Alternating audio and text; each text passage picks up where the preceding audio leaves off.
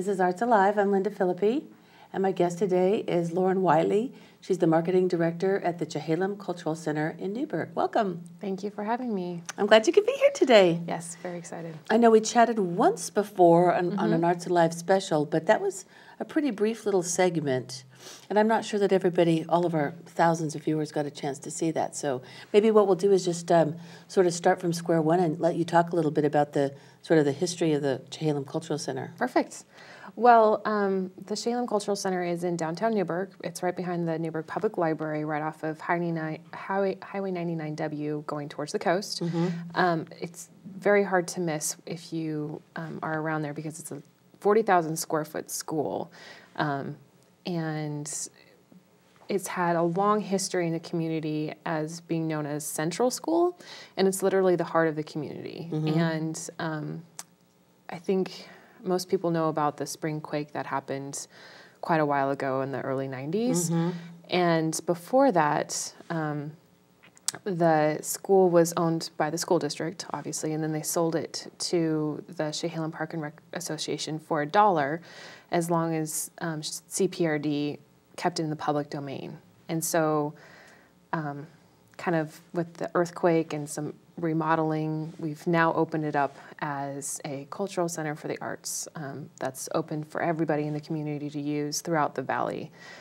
We opened up last March 2010, so almost a year and a half, Wow. and it's going very well. And we're very excited as what the community's just reached out and embraced who we are, and we look forward to everything in the future.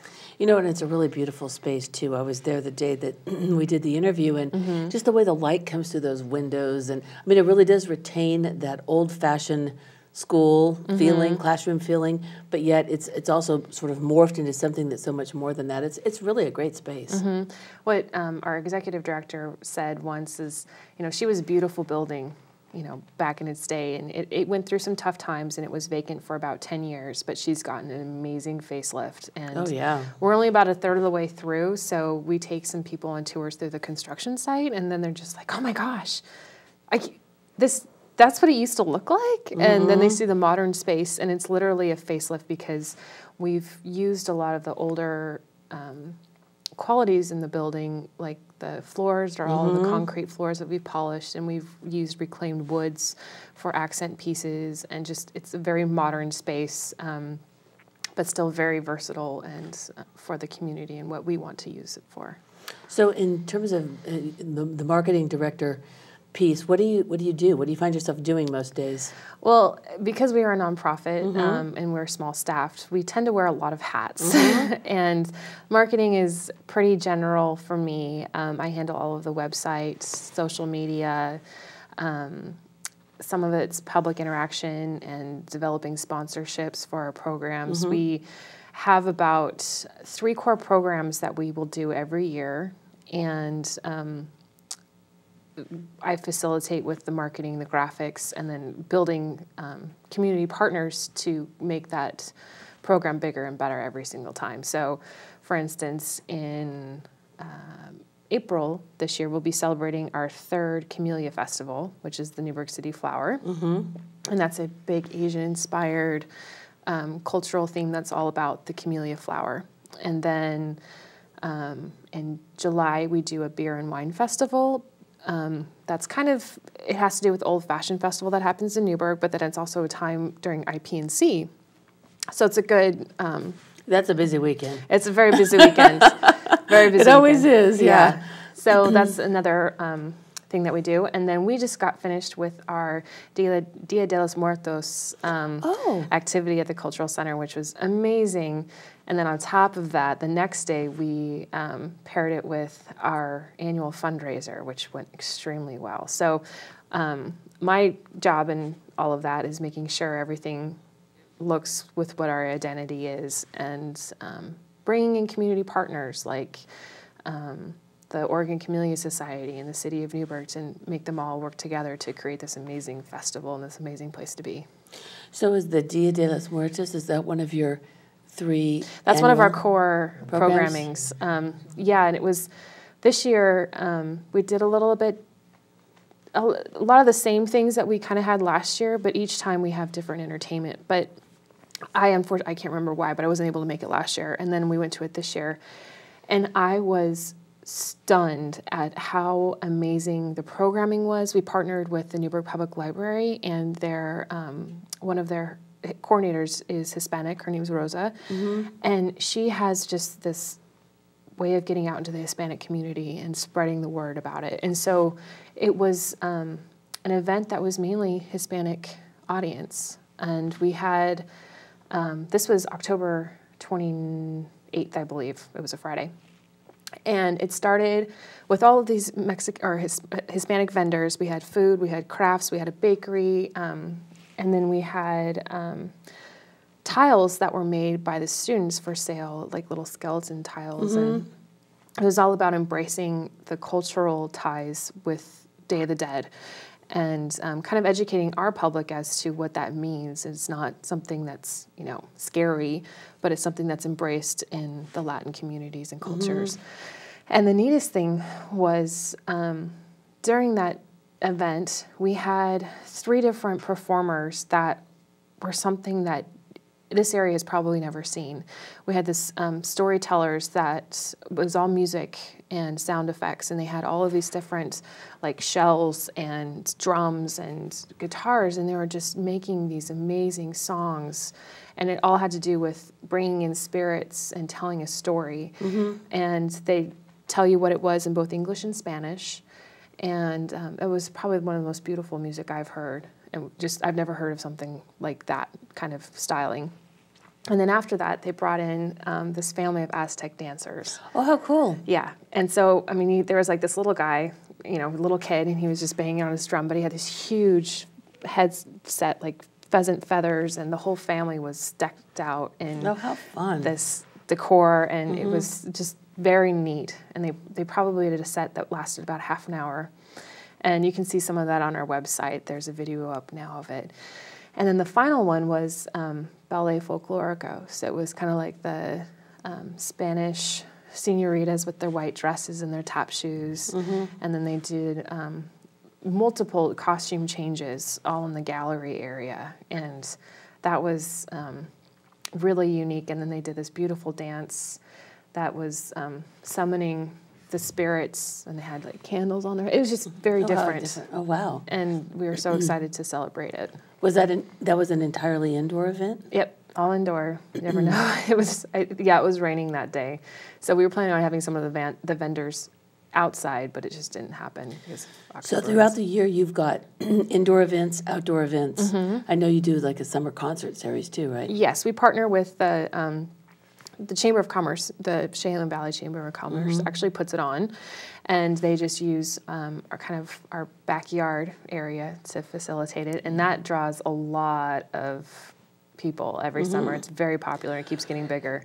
So, and then every Tuesday there's farmers markets, and literally every year there's always new programming that we're adding onto it. So it's always different, and what's great about the Cultural Center is, yes, we are based on arts and culture, but we're also here to serve the community. So there's a lot of rental space opportunities. And the biggest part is we're here for artists, because I think a lot of artists don't know that it's available for them to use as a gallery space or as a place to meet and maybe have critique nights or something to that effect. And we're just here for the community.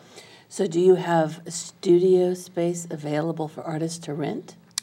We do. You can rent out classrooms, not necessarily to teach, but you can rent out classrooms if you and a few friends want to paint. I'm sure that would work.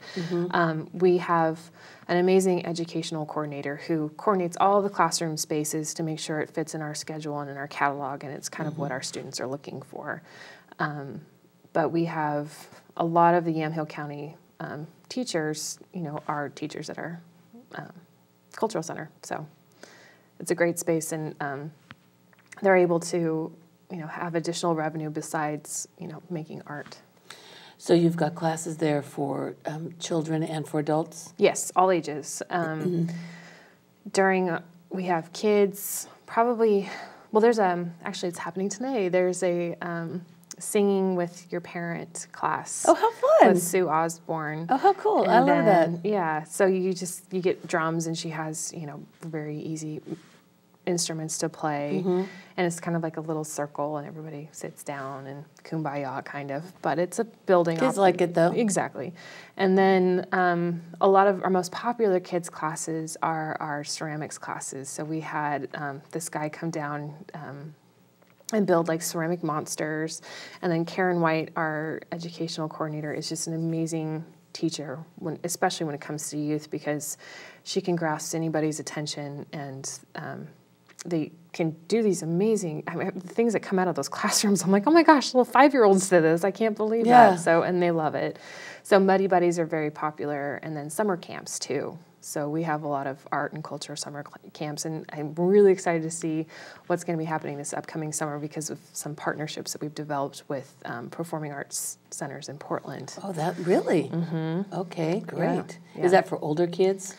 It could be anything from probably 5 to teenagers. Oh, wow, okay. Yeah. So now, at this time of year, just during the regular school year, do you have regular ongoing after-school programs? We do, and it's just a matter of, it's hard because that's when you start competing with sports. So we like having those opportunities there, though, for kids who can't necessarily identify themselves with sporting events. I was going to say, that's really so true, because some kids just aren't sporty, and then it's kind of like, well, what, play the violin, or what is there to do? But I think it's great, and you probably couldn't really accommodate everybody the way a soccer league can. So the fact that you have some classes for those children who want to take those, I think that's great. And also what we're doing is subsidizing a lot of, art's always the first thing to get cut out of a budget, unfortunately, art and music. So we're subsidizing a lot of those programs. Last week, I think we had the Delphian School there for a full day of fused glass and pottery. Oh, interesting. So you can bring school buses of kids and have them involved in art, because the school I went to, there wasn't any art programs available really. So this is a great opportunity for kids to feel like they can be identified somewhere, and I think it's vital for any kid to be able to have an outlet that they can. Absolutely. Yeah. So many kids, I've heard this from a lot of adults that say, if it wasn't for art, I don't know what would have happened to me. But, if you're not a real academic type, or you're not a real athlete type, then what are you? You're kind of as a child, you don't fit in necessarily, but art is a way that kids can find their own creative expression, I think, and find a sense of acceptance and belonging. That's really important. Exactly. And with our annual fundraiser, which it's fun to announce this, I think we raised over $150,000. Wow, that's great. For our first fundraiser. Okay. And it was amazing. The people who were there supported us so much financially. We were blown away with the support. What's your fundraiser? What do you do? So it's called Night of the Moon. And so every year we're going to go and travel to a different culture. And so this year, because it was so new, we decided to piggyback it with our Day of the Dead event. And so we did Noche de la Luna, so it was Night of the Moon, Day of the Dead. And we had silent auction, live auction items of art experiences, and then performances by Body Vox, who came down from Portland. Oh, how fun. Amazing. They did 2 skits that were so funny and so good.